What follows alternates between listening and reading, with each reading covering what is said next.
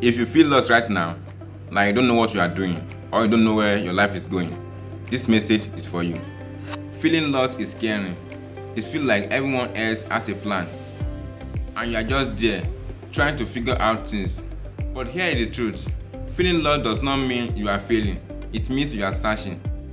Nobody has everything figured out, not even your friend, not even the one you think they do. Life is not a straight line. It's confusing, it's messy, and sometimes you have to feel lost before you find direction. What if being lost is actually a sign that you are growing? You are questioning things, you are thinking deeper, you are not just settling for anything. That is not weakness, that is awareness. You don't need to have your whole life figured out. Just one step, one small decision, one action that moves forward every day. Clarity does not come from thinking, it comes from doing. So if you feel lost, don't panic, slow down, trust the process, and keep moving. You are not lost forever, you are just on your way. Keep moving.